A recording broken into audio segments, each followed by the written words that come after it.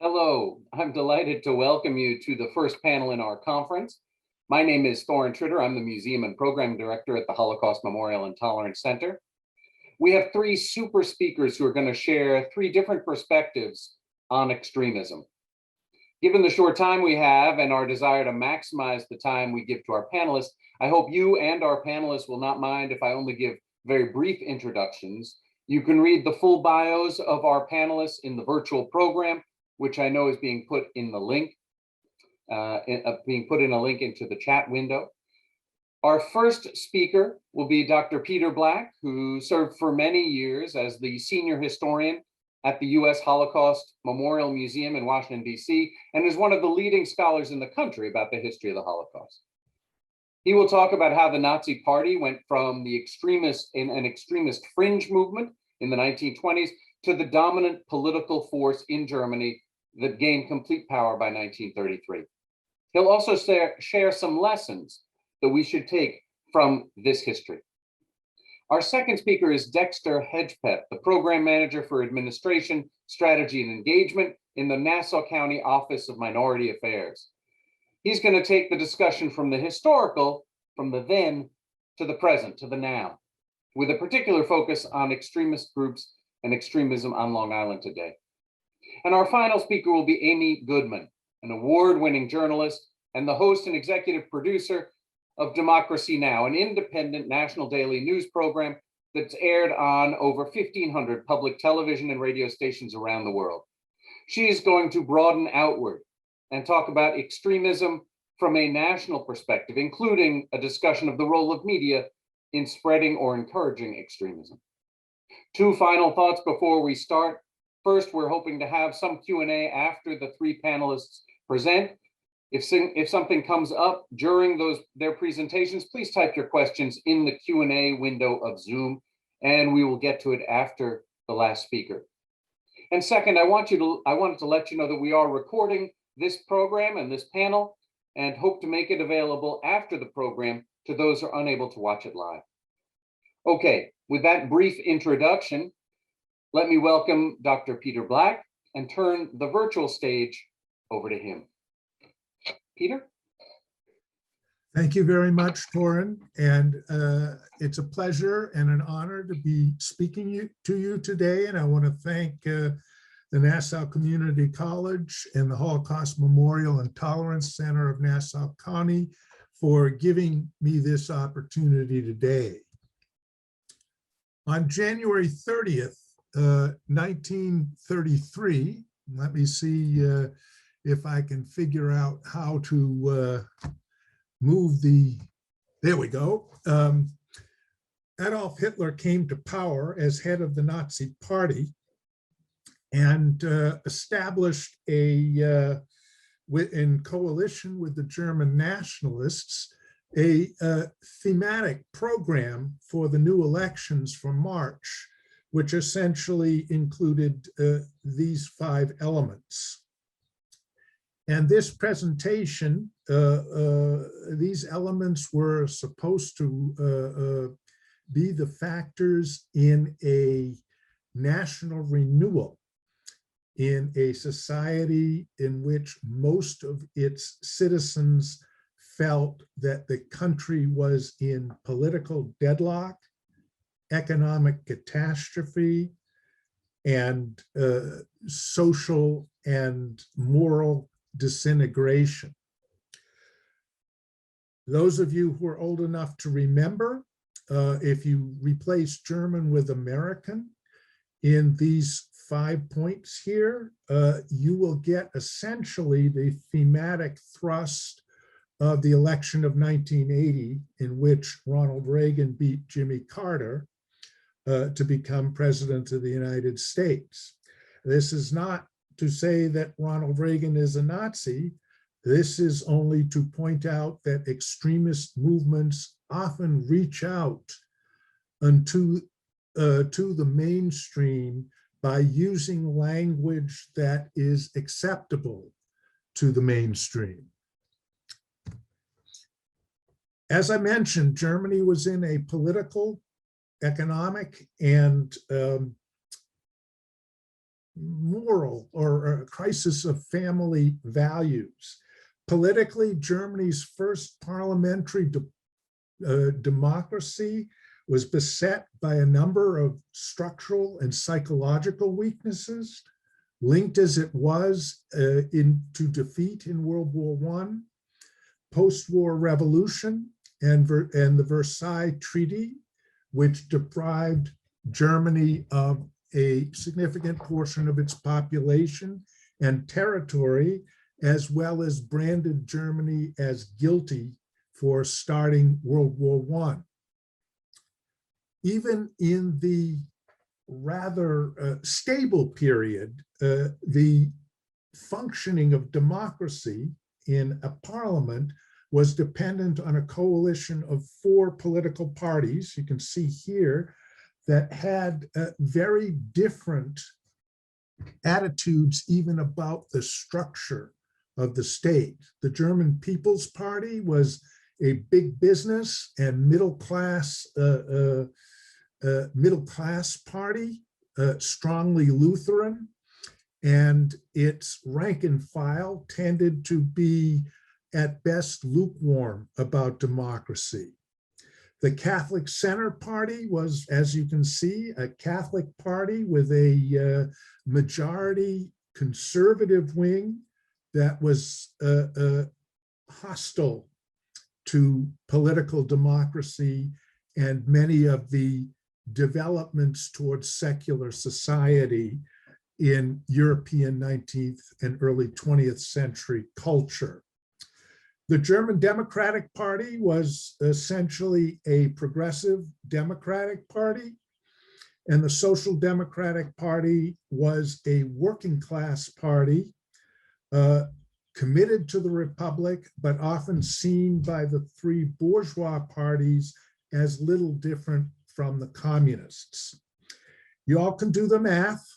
You see it's necessary for the bourgeois parties to work with the Social Democrats in order to have a functioning majority in the parliament. Under the weight of the Depression and the Social Democrats leaving the government collapsed, and the deadlock developed from the refusal of the 3 bourgeois parties to work with the Social Democrats. They hoped to bring the German nationalists into a coalition, but failed to do so. And after March 1930, government was no longer by parliamentary election, but ruled by presidential decree. The economic crisis is the point to remember. The inflation figures speak for themselves. Depression figures speak for themselves. Was that this 14-year period was created a cumulative effect of insecurity, causing many Germans, regardless of how they felt about parliamentary democracy, to wonder, understandably, whether in a German context it was an appropriate system in which ordinary citizens could look forward to a better future. The moral ethical crisis was a crisis in the sense of wondering whether traditional values and traditional mores were collapsing under the political deadlock and the economic insecurity. There was a sense that there was no pride in the nation, no economic future for those in the workplace or for youth coming up into the workplace. And there was also a sense that some of the freedoms guaranteed by the democratic constitution either encouraged or reinforced this breakdown in social values and moral inhibitions. On the one hand, a rather old-fashioned view that we would not find acceptable today, in that democracy encouraged workers, women, children, and foreigners to forget their place in society. Another big issue was that the risk of crime was reduced by the protections accorded to people placed under suspicion or arrest of criminal activity. Hence, crime rises, and there was a particular problem in certain years with juvenile delinquency, which raised all sorts of worries about the future generation. And with the democracy's focus on the individual, many Germans wondered whether benefits were not being tilted from hardworking typical Germans to people who were normally outsiders, such as foreigners, people with disabilities, women, and minority groups. The Nazis, as you can see, made significant gains during the elections of the Depression. By July 1932, they had more than a third of the parliamentary seats. They did not do this by advertising their core plans. They did this by appealing to likely voting groups across German society and making promises that were attractive to these groups in ways that would not make them feel uncomfortable with the inference of Nazi radicalism. Outside of the general themes, you can see some of the things that the Nazis wove into speeches directed at corporate executives. For instance, breaking the power of the unions, state investment in big ticket items, and of course, the always profitable offer of government contracts. For students, the Nazis talked about career opportunities, jobs on graduation, smaller classes, and aid and scholarships for disadvantaged students. For workers, jobs and job security, benefits, affordable luxuries such as the Volkswagen and the ability of every family to own a radio. And perhaps most important for the workers, the promise of an equal place within the racial framework, within the national framework, within the framework of citizenship to management in the workplace. In the elections of 1933, the Nazis and the nationalists structured the election or presented the election in these general, aforementioned general thematic ways, but also as a choice between national renewal and communist dictatorship. And as you can see, the slow but steady rise in the communist vote made a dent and gave legs to this type of propaganda. Many in the German middle classes felt compelled to vote for national renewal for fear that a disaffected youth would be attracted by the communists as a radical alternative. 4 weeks into the election campaign and 1 week before the election, the German parliament burst into flames, apparently set ablaze by a lone communist protester. The result was a decree for the protection of the people in the state.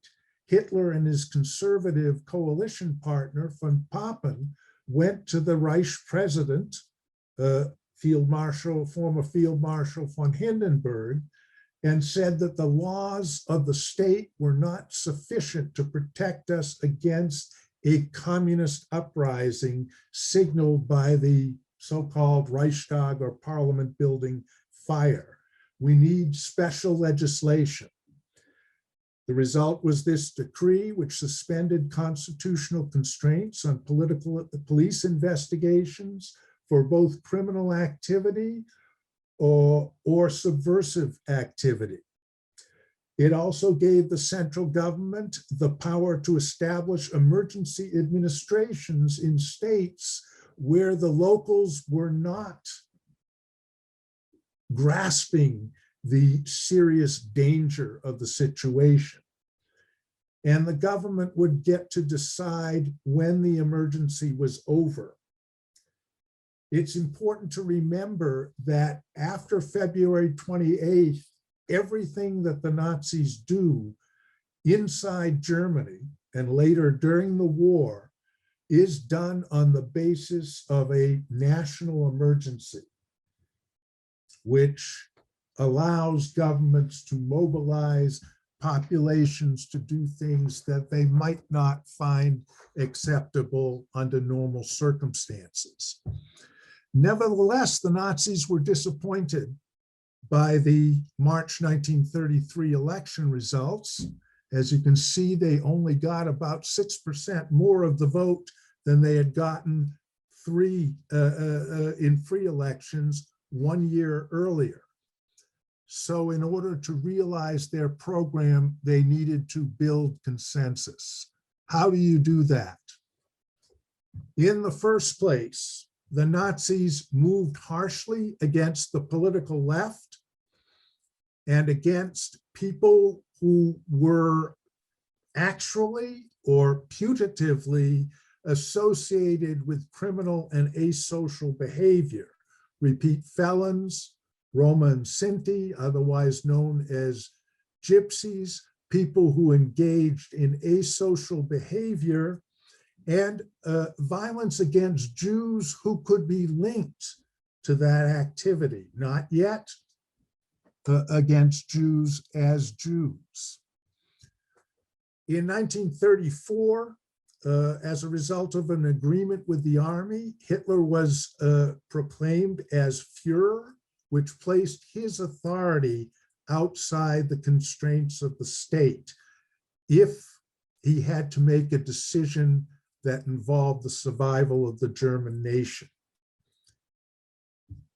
By 1938, after the incorporation of Austria, or the Anschluss, the Nazis, who never wanted to trust another election and operated on plebiscite after 1933, asked the population two questions. Do you agree with what the government just did, the incorporation of Austria?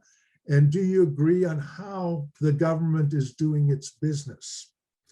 Now, as a totalitarian state, they got the 99.5% yes, but underground Nazi intelligence reports and underground social democratic reports indicate that between 70 and 75% of that yes vote was genuine for a variety of motivations. How was this consensus achieved? Think back to the thematic promises made by the coalition of 1933. By 1938, German self-respect had been restored. Versailles had been shredded. The Germans could again decide how many people to put under arms. The Rhineland, demilitarized by the treaty, was remilitarized, and the Germans won a tremendous diplomatic victory at Munich when Britain and France essentially emasculated Czechoslovakia's defenses by offering the Sudetenland to Germany. Germany was at work again, and there were greater career opportunities for professionals. The economy appeared to be going in the right direction. There were safe streets and good German values, depending on how you define values, and everyone does so differently.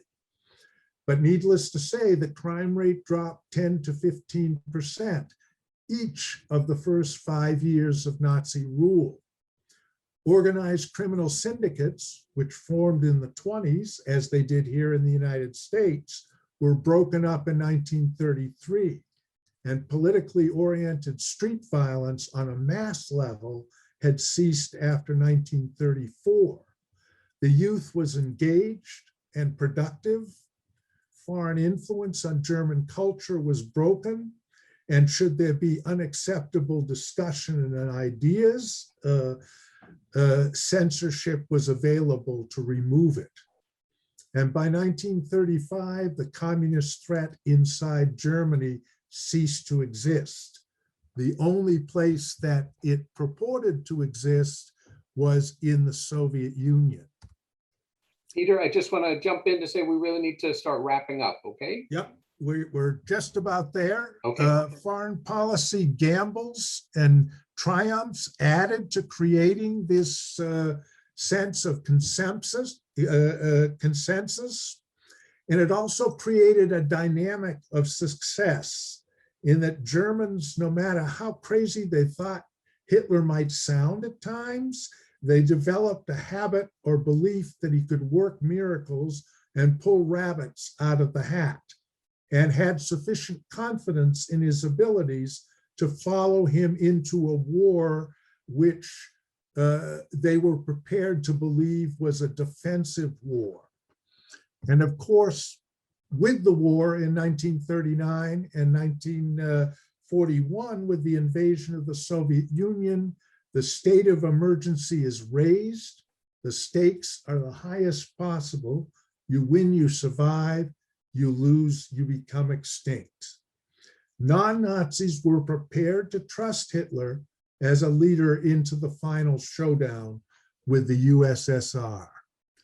And this was the cost in this historical case. And to wrap up, there are many lessons that we can take from this. I would suggest 3 as a starting point. The first is that democracy is very fragile and it requires an engaged citizenry.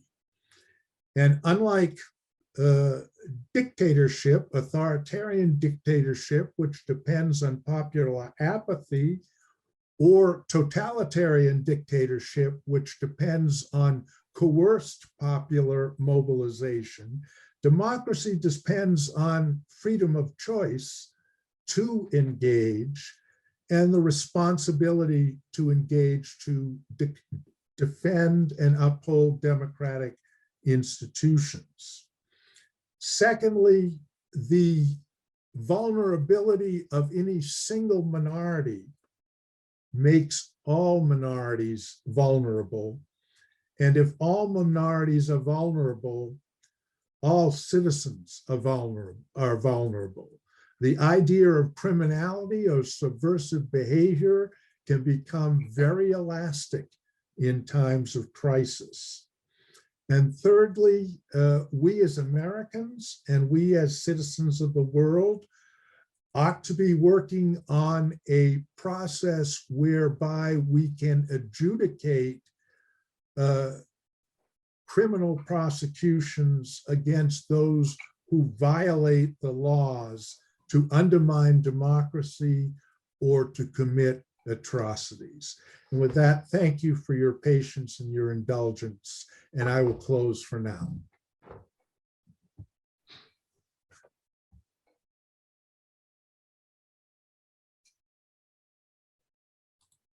Thanks very much, Peter. I appreciate you giving us that history and particularly those lessons, some thoughts about those lessons, really very helpful, and I hope we'll come back to them. Again, if you have questions for Peter Black, please put them in the chat and we will get to them later. At this point, I want to move to our second speaker, Dexter Hedgepeth, to give us some of the now. We've heard a little of the then, so let's hear some of the now to give us a perspective about the situation of extremism in Long Island today. Dexter? Thank you so much, and good morning to each of you, and thank you to the Holocaust Memorial Tolerance Center and to the Nassau Community College for having me on today. So today we're talking about lessons from the Holocaust, extremism then and now. And the question that I want to ask you all today, where are we? Are we in the then or are we in the now? When we look across the landscape of today's culture and society, the question I ponder the question of, have we moved, have we grown, have we developed from the extremism that we have seen over 50, 60, 70, 80 years ago to what we are seeing today? When we look at what took place on January 6th, it causes me to question, have we progressed from where extremism was years ago to where it is now? I believe that extremism is uh, very crucial to our everyday society, where we look at all that is going on in America today, with even just last night, the man walking into the FedEx building and killing those people. That is an extremist. And we see today that extremism is still relevant in our society, in our culture today. And we must be at a place to respond and to combat this ideology. Many of us have a story to tell, whether you are white, Black, Jews, Christians, we all have a story to tell. And I believe that the first thing that we must do in order to combat this level of extremism is to tell our story. Oftentimes people don't think, well, you don't understand, or you don't know me, or you don't know where I am coming from. Well, let me hear your story. Let me hear what your ancestors faced and what you've experienced and your hardship of life, because I'm pretty sure that though we may not have experienced hardship together, we have experienced hardship. And so in our society today, we must be receptive to each other's personalities and to the cultural background. When we look at the word extremist, it is defined as the quality or state of being extreme, or the advocacy of extreme measures or views. The term is primarily used in the political or religious sense to refer to an ideology that is considered. And so what that is saying to us today is that this is determined by people's mindset to do one thing or to do another. The man, or the people, I should say, that attacked the Capitol were extremists. It was their mindset. They wanted to overturn the election, and they went to the Capitol in DC and disrespected our Capitol. Now, the thing about this is, because sometimes people often confuse the Black Lives Matter movement as a form of extremists, which I beg to differ that it is not. When we look at the two incidents in August of 2020, there was a great rally in DC celebrating Dr. King. And then when we look at January 6th, there wasn't a rally, there was a beck and call from an extremist to come and to take over the Capitol. We must understand that these persons are still real and prevalent in our society today. It is the mindset. And until we address the mindset of these extremists, we will not be able to progress into something greater. It is up to us. If it is to be, it is up to me. It is up to us, our culture, our society. And I want to talk very briefly to the millennial generation who feels that I don't need to know this. This is not important to me. What does extremists really mean? Why does it really matter? It is vitally important in order for us to progress as a nation, as a state, as an island, to progress as a school, as a college. It is important for us to understand where we've come from, where we are, and where we need to be. And when we look at what happened during the Holocaust, we are seeing the same thing happen today. No, it may not be 6 million people. It may be 5,000. It may be 10,000. It may be 1,000. It may be a person. These people, when we look at the amount of police officers that are killing African American people, those are extremists. Those are people who feel as if Black lives do not matter, as we saw with the Holocaust back with the Jews. And so we must understand that in order for us to move forward and to progress, we must understand what has happened then, we must understand what is happening now, and we must be people that speak up for change. We must be people that speak up for what is right. We must become a more diverse and a more inclusive people. And I believe that we are seeing that within the millennial generation. As we looked at the story and the incident of George Floyd, here in Nassau County, we've seen Blacks, we've seen whites, we've seen children, we've seen senior citizen and the elderly. We've seen all types of people come together and stand in solidarity because they felt that what they saw that cop do was wrong.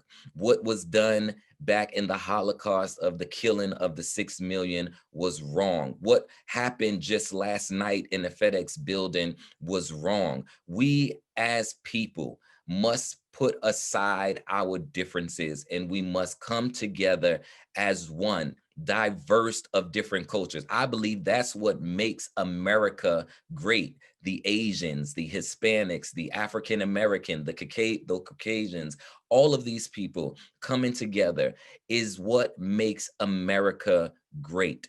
But we must come together in unity, we must come together in strength, and we must come together in peace. Just even at Nassau Community College a few years ago, there was a student who was arrested for putting hate crimes in the bathrooms, I believe, of the E building. As you can see, it's alive and on campus. It's on your school. And this is why important conversations like this are important. Education about the Holocaust and lessons from the Holocaust is important so that we can discuss and see what is happening in our society today. According to the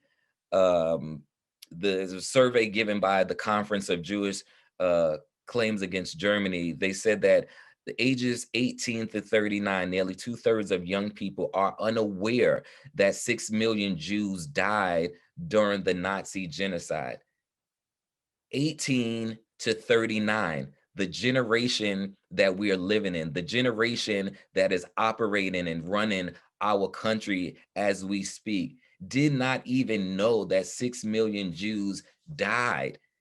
We must bring awareness to what happened to the Jews and about the Holocaust. We must bring awareness about the different effects that extremism have on our society today. We have come a long way, but we still have a long way to go. And it is important for us to hear the feeble stories of those persons who have experienced the hardship and the hate and the disrespect, so that we will know as a generation, as a culture, not to go back to where we came from. We can't stay here, we can't go back, but we must move forward. We must move forward in diversity. We must move forward in equity. We must move forward in inclusion. And so I want to leave you with these 3 lessons. One, it is important that we know the education.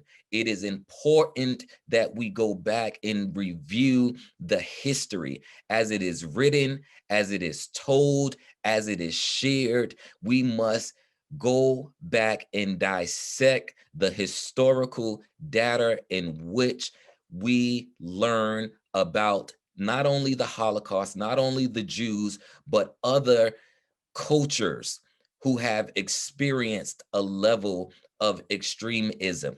We must know the education. We cannot progress without the education. And the second thing that we must understand, or that we must take note in, is we need to hear the testimony. It's one thing for somebody to put it in a book and to write it, but it's a totally different thing when you are able to sit with that great grandmother, that great grandfather, that uncle who have firsthand experienced it. The testimony brings the emotional aspect of the educational written to it. And no matter what is written on paper, it is a totally different presentation when you actually hear the struggle in their voice, when you actually hear the fear on their heart, when you actually see the tears running down their face. I'll never forget my experience traveling to the Holy Land of Israel, where I went to the Holocaust Museum there, and I was able to put the headphones on and hear the testimonies and the stories of how they were tortured in times like that. I will never forget the chills that went through my body. And so not only are we to remember the educational aspect, but we must remember the testimonial aspect. And then thirdly, we must get up and do something about the extremism that we are seeing today. We must stand up against what transpired in January 6th at the Capitol, and make sure that everybody that disrespected our house of government is prosecuted to the fullest extent. We cannot allow history to repeat itself. We cannot allow the testimonies of our ancestors and of our beloved culture to go unnoticed. We are a more resilient generation. We are a stronger generation, and we have the ability to move from then to now and into the future. And so I ask that today, as you sit and listen to these lessons, that you would be mindful of the history, the education, that you would be mindful of the testimonies, and that you will take all that and get up and progress and move forward. Thank you. My name is Dexter Hedgepeth. Thank you, Dexter. Wow, that was very well said, very powerful. I really am grateful for your participation. I'm sure that some of your comments will elicit some questions, and we're going to get to that. But first, our third panelist today is Amy Goodman, and she's going to also talk about more contemporary issues related to extremism today and take a view from the media. So with that, let me introduce Amy Goodman. Wow, I want to thank you all very much for inviting me today to be a part of this event as we look at lessons from the Holocaust, extremism then and now. To follow Dexter Hedgepeth, as well as Peter Black, is a great honor. We are celebrating this year the 25th anniversary of Democracy Now!, a daily grassroots global news hour that's on 1,500 public television and radio stations around the world. I'm sitting actually in Democracy Now!'s studios in New York City. And we originally, though we're a separate organization, came out of Pacifica Radio. And I think it's really illuminating to talk about its history because it links to countering extremism then and today. Yesterday, was the 72nd anniversary of the oldest independent media network in this country, Pacifica Radio, founded in 1949 by a war resister named Lou Hill. When he came out of the detention camps, he said, there's got to be a media outlet not run by corporations that profit from war, but run by journalists and artists. And that's how Pacifica was born. First station, KPFA in Berkeley in 49, KPFK in Los Angeles, 59, our station here in New York, WBAI 99.5 FM in 1960, WPFW in Washington, and KPFT in Houston in 1970. That station in the Petro Metro of Houston, when it went on the air in 1970 in the spring, it wasn't a few weeks before the Ku Klux Klan strapped dynamite to the base of the transmitter and blew it to smithereens. KPFT got back on their feet. They rebuilt the transmitter. They started broadcasting very quickly in the next weeks. And then the Ku Klux Klan strapped 15 times the dynamite to the base of the transmitter and blew it up again. I often confuse their titles. I don't know if it was the Exalted Cyclops or the Grand Dragon, but he said it was his proudest act because he understood how dangerous independent media is. I should warn you, I might be coughing during this, so I have water and cough drops to help me through this.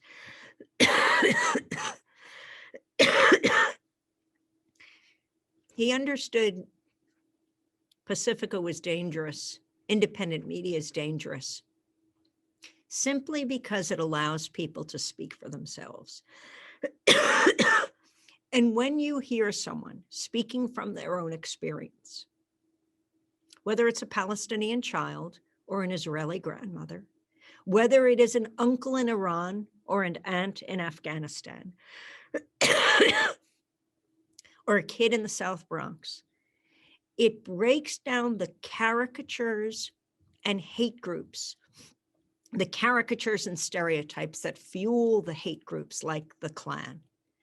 There is nothing more powerful than someone speaking for themselves. You may not agree with them. You may say, oh, my uncle, I didn't even like him, and you sound like him. He may say, it sounds like my bubba, it sounds like my baby. But you begin to understand where that person from a very different place is coming from. It makes it much less likely that you'll want to destroy them. That understanding is the beginning of peace. I think the media can be the greatest force for peace on earth. Instead, all too often, it's wielded as a weapon of war, which is why we have to take the media back from the pundits that you see on all the networks who know so little about so much, explaining the world to us and getting it so wrong. When what we need to hear is people talking about their own experiences. We just came out of, just overnight, yet another mass killing. That was in Indianapolis. But you think about the killings over time. I mean, in the last weeks, there have been a number of mass killings. But talking about just some of those fueled by hate over the years, I think about the Oak Creek, Wisconsin Sikh Temple massacre in 2012, 7 people dead. I think about Charleston, South Carolina. You remember Charleston. In South Carolina, the Emmanuel AME Church, 9 dead, 1 injured, including the pastor, Clementa Pinckney, who was a state legislator. This white supremacist Confederate advocate, Dylan Roof, blew up the community of Charleston when he killed those people who invited him into worship with them.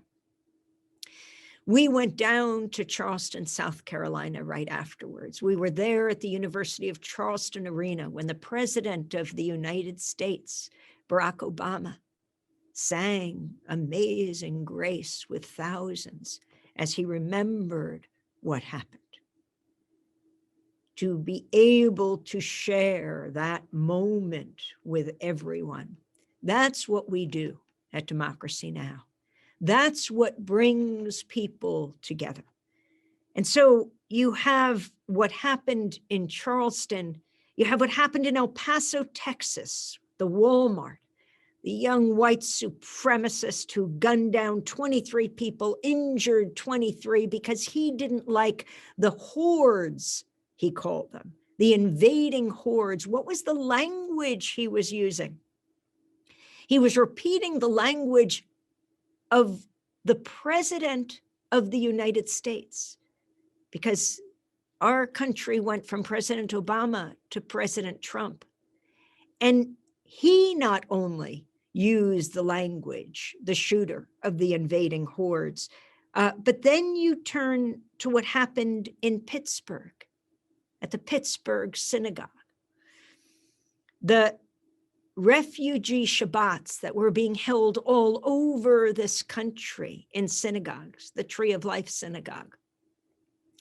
And the shooter in that case once again repeated the language that was used by President Trump and his henchmen, the hate monger. That's what Jean Guerrero called Stephen Miller. Hard to believe it's Stephen Miller, the senior advisor to the president, who, by the way, is hard at work right now, continuing to rev up anti-immigrant sentiment. We have interviewed repeatedly Stephen Miller's uncle in Philadelphia. We interviewed him after the Pittsburgh massacre. He helps refugees. He's a neuropsychologist in Philadelphia. And he wrote a piece in Politico, Stephen Miller is an immigration hypocrite. I know because I'm his uncle. In this piece, he wrote, if my nephew's ideas on immigration had been in force a century ago, our family would have been wiped out, he said. Because Stephen Miller comes from a family of immigrants fleeing persecution in Eastern Europe, just like my family. I think about my mother talking about being a young teenager in the Catskills. They went to a bungalow colony with their mother and father. My grandfather was an Orthodox rabbi. He was the principal of the Crown Heights Yeshiva for decades in Brooklyn, a Yiddish rabbi. And she described the wail that went up over the bungalow colony when her mother got word of family members who died in the Holocaust, and how she went running to be at her mother's side. She had been playing outside. My grandmother, a woman of 3 centuries, born in 1897, died in 2005 at the age of 108. But my family, my father, my mother, taught me about what tolerance is about. My father, who also his family came from Eastern Europe, fleeing the pogroms, led the task force in Bayshore, Long Island, that integrated our schools. Death threats to our family, walking into schools of 1,000 screaming parents in the cafeterias and the auditoriums. And I would go with him as a 5th grader and see how he judiciously led our community to a more just place, that there wouldn't be a figurative railroad track between our communities, that we would learn and live and love together. That is what I inherited from my parents. And I think about what we have come to today, from the Sikh massacre to the Charleston massacre to the Pittsburgh synagogue massacre. And there were so many in between, to Charlottesville. In 2017, the one that President Trump referred to, the ones that led that massacre, as some fine people, right? Who the hundreds of white supremacists, Ku Klux neo-Confederates, who did not feel they had to march under the protection of hoods, That's what was so scary about them, that they weren't under white sheets, that they thought they were protected by showing their full identity in their Lacoste shirts, marching through the university to protect Confederate statues. And the justification that was continually used by the president, who would redefine the White House. From the Charlottesville rallies that spewed hate, that terrified so many, to the insurrection of January 6th, the horror that just this week we see the Capitol watchdog report that came out that said that the higher ups explicitly gave orders to protect the pro-Trump, not just rioters. These are domestic terrorists. And if you honestly look at the reports out of the US intelligence community over the last few years, they don't list ISIS and Al-Qaeda as the #1 terrorist threats in this country. They list the domestic terrorists who are white supremacists and Confederates, the one who blew up our radio station in Houston, Texas. They list the ones who marched on the Capitol on January 6th. Yes, hundreds have been arrested, not clear what will come of that. But the fact that they were able to maraud through the Capitol, sadly, we saw them going through a statuary hall, a few of those statues honoring Confederates, those terrorists of the past who idealized and idolized slavery and lynching. We have to be very honest about the official history of this country and take down those idols, false idols, take down those statues to hate. But when you see what happened there, and you see what just happened in the weeks, in the months leading up to that moment, the full wrath of the US government and the military response to the Black Lives Matter protesters. And then you have this group of domestic terrorists, and they were allowed to go where they wanted, to beat who they wanted, even to go after police officers and beat and ultimately kill one. 2 others committed suicide, took their own lives, in the days afterwards.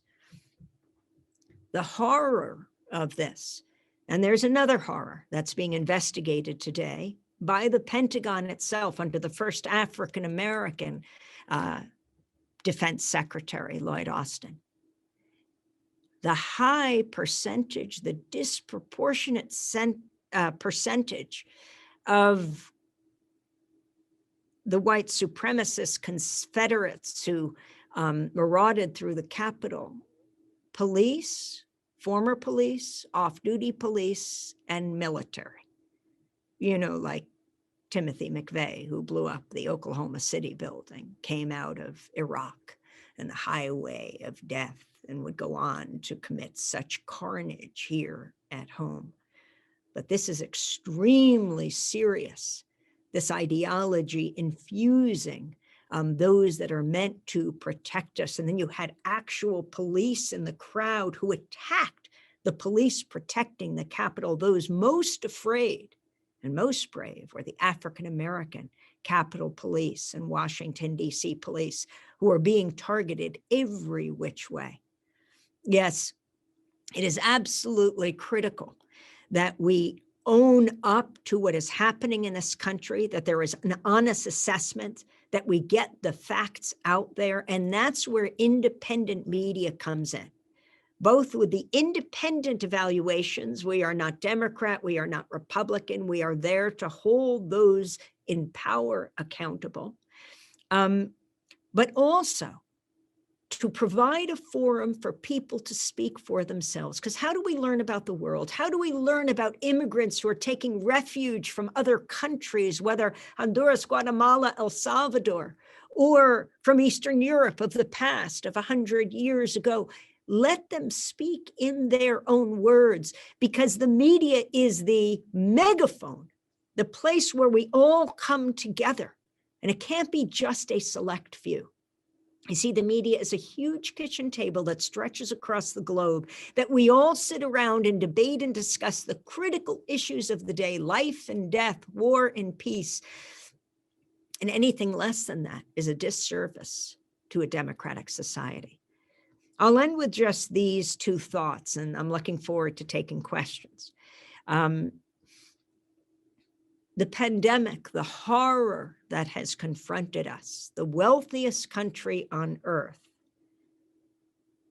suffers the greatest infection and death rate. How is it possible? We have less than 5% of the world's population, but for so many months, about 20% of the world's infections and deaths. Ignorance,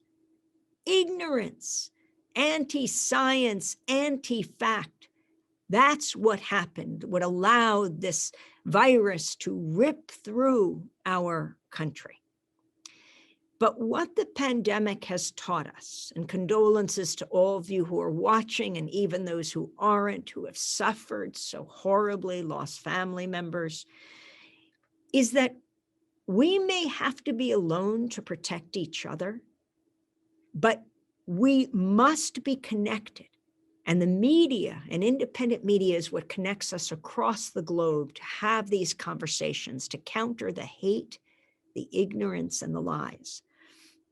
And so I'll end back in World War II with the White Rose Collective, that remarkable young group of people. They were workers and they were students. They were Hans and Sophie Scholl, a brother and sister. He was in medical school at the University of Munich. She was an undergraduate. They weren't Jewish, they were Christian. But they thought, what can we do in the face of the Nazi atrocity? They thought, at least we can do something so that the German people couldn't say we didn't know. And so they put out a series of 6 pamphlets, right? They were media workers. They were getting out information, like Frederick Douglass countering slavery, the great feminist that he was. He puts out the North Star newspaper. These people see media, information as their form of liberation. And they say, we'll put out pamphlets to let the German people know. But they knew how dangerous it was. They put out 6 pamphlets. On one of them, it said at the top, "We will not be silent." And they distributed these everywhere with their professors, with other workers and students. They would drop them in alleyways and atriums, in parks. They would drop them in marketplaces in the middle of the night. They would throw them from their university stairwells so that anyone would see them. Now, ultimately, they were caught by the Gestapo. Hans and Sophie and their professor caught, captured, charged, and tried. And they would be beheaded.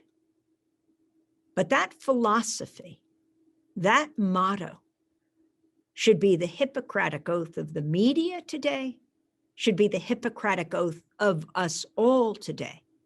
We will not be silent. Democracy Now! Thank you so much, Amy, for giving us that strong finish to our 3-panel program. We do have a few more minutes before we need to wrap up, and I hope that we can use that for some Q&A. I'd like to bring Dexter Hedgepeth and Peter Black back onto the screen with us. While that's happening, I want to remind everybody that the second component, or the second panel of our program, is going to start at 11 o'clock. So there'll be a short break after 10:45. You do need to register separately for that second deliberative dialogue, which will involve much more participation from the audience and from all of you to participate in the discussion about some of the topics that we're already talking about here.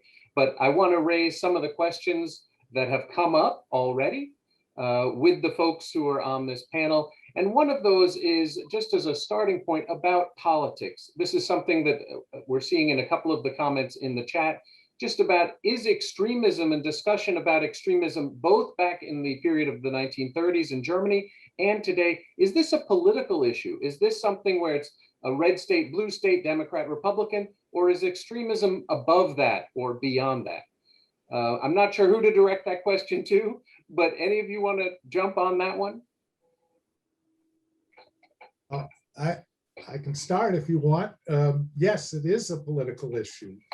It's also a social issue as well, but human interaction is almost always has a political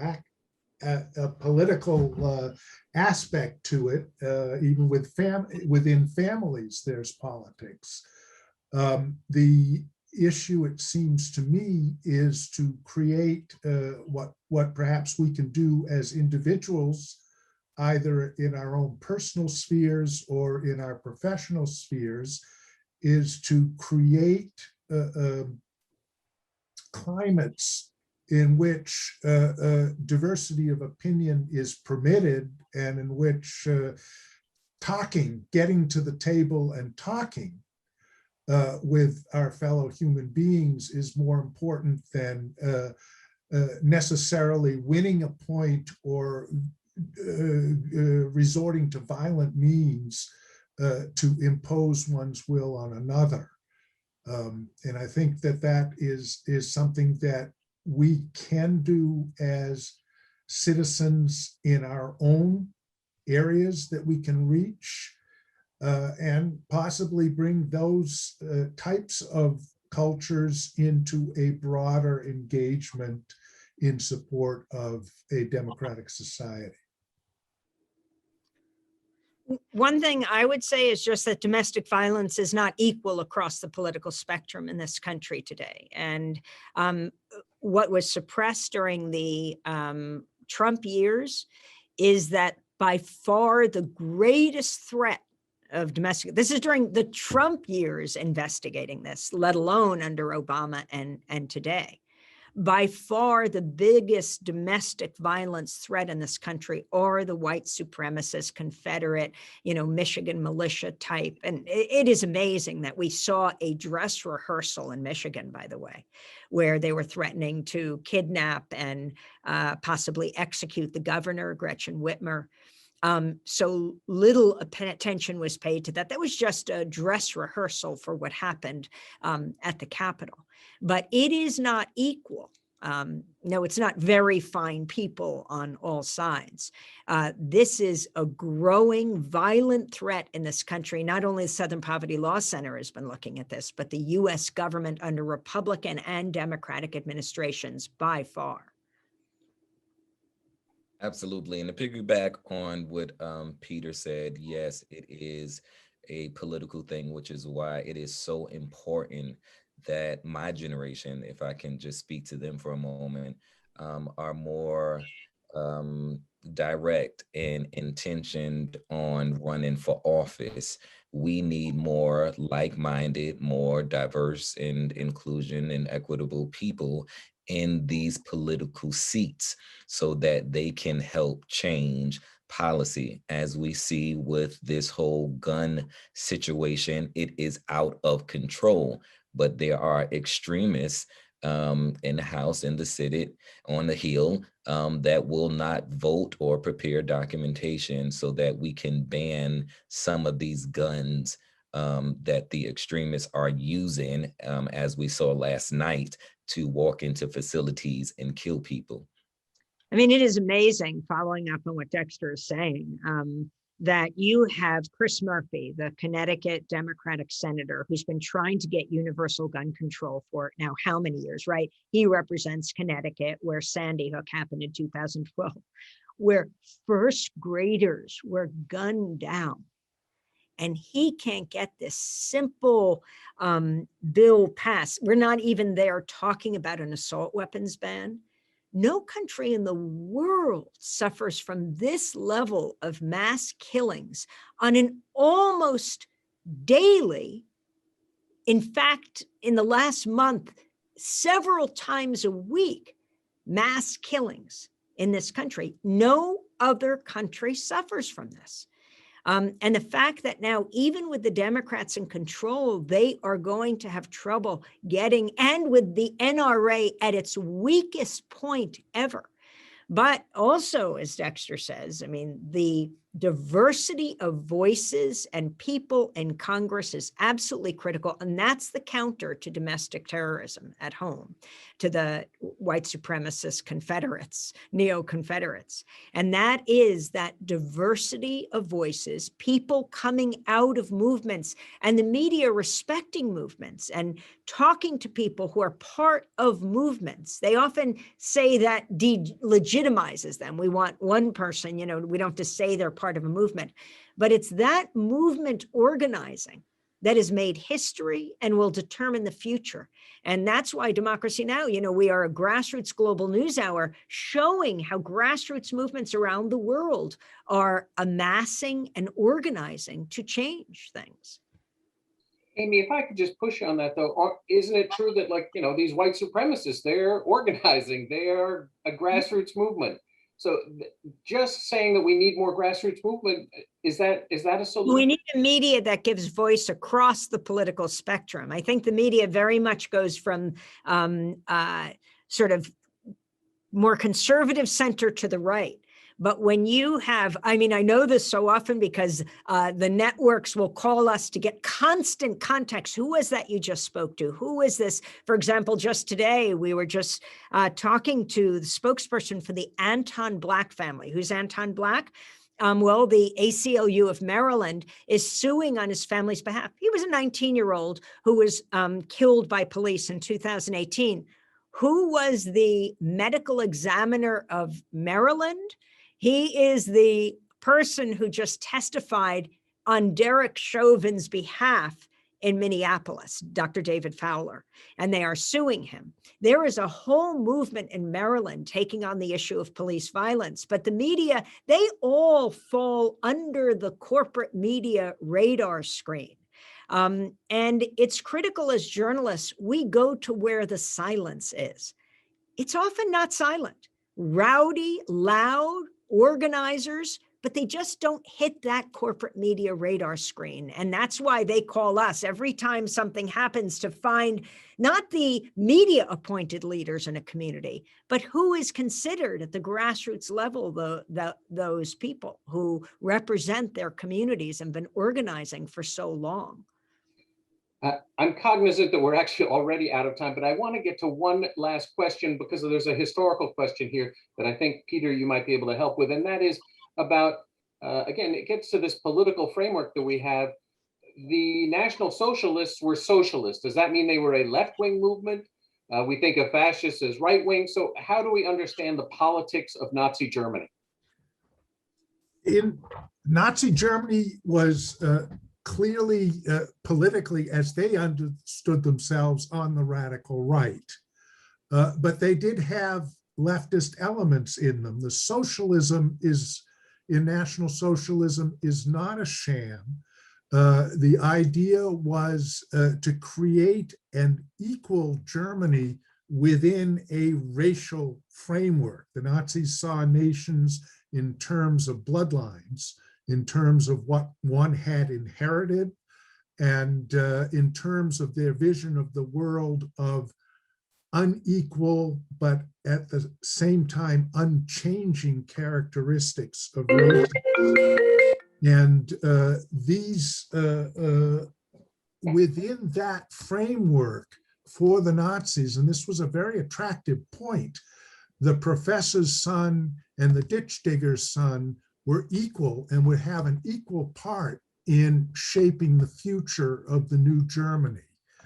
This was extremely powerful, and it reminds me, even though it didn't actually happen under Nazi Germany, it reminds me sometimes of the coalition of whites in the South, where poor whites and wealthier whites could coalesce as political allies against non-whites to keep them down, which was the basis for slavery in the first place, and the various manifestations of Jim Crow that followed slavery after 1865.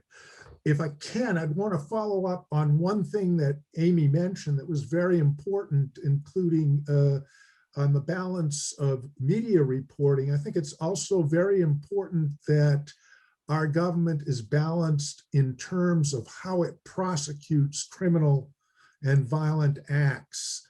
One of the serious flaws in Weimar democracy and interwar German democracy was that the left wing tended to get punished much more harshly for similar types of crimes than right-wing extremists. A left-wing murderer was likely to get a life sentence, whereas the right-wing murderers of political opponents, two of whom later became famous as Nazis, Rudolf Höss and Martin Bormann, got 10-year sentences. And this type of prosecution and sentencing, or even if there's not a conviction, this sends a message to the population. And I think for many years now, we have been prosecuting people perceived on the left much more harshly than people perceived on the right. And I think that has sent a message that we saw on display on January 6th, where folks who stormed the Capitol had good reason to believe that they wouldn't suffer the consequences for violence that, say, if folks in the Black Lives Matters demonstrated had engaged in similar violence, would have suffered much more serious consequences. And that is messaging that is really corrosive in the long run. I also afraid, if I could also just add the concern about Tucker Carlson, the ADL just called for him to be fired. He has the most popular cable show in US history. So this is not minor. And he just gave, I'm looking at a Media Matters piece, he just gave his most explicit justification for the core belief of the Great Replacement conspiracy theory on his program, saying third world invaders are coming to replace you and reshape your environment. He said, what's true is that the Democratic Party is trying to replace the current electorate. He used this to justify voter suppression with people from the third world. And what Media Matters did is compare Tucker Carlson's words, where he said, when confronted or pressed for details, proponents of diversity retreat into a familiar platitude, which they repeat. Diversity is our strength, but is diversity our strength, he asked. And they compared that to the manifesto of the killer in Christchurch, New Zealand, who murdered 51 people at the New Zealand mosques, who said, why is diversity said to be our greatest strength? Does anyone even ask why? It is spoken like a mantra and repeated infinitum. So right now, full-throated support from the most popular talk show host in history of the Great Replacement theory. And just think back to the University of Virginia, Charlottesville. What did those Klansmen, those Confederates say as they marched? You will not replace us, Jews will not replace us, as they march to support the Confederate statues that represent a return to slavery. Wow. I mean, there's so many questions, but unfortunately we are out of time. And so I want to encourage people to register and enter our next program, the Deliberative Dialogue, where we're going to be returning to some of these same themes and having a much more, an ability to really have much more of a conversation. But with that, I would like to so much thank Peter Black, Dexter Hedgepeth, and Amy Goodman for leading us into this topic and giving us so much to work with. Thank you so much. And to thank you everybody for joining. Please use the link that's being provided in the chat to join our next session, which is going to start in about 5 minutes. So thanks everybody and have a wonderful morning.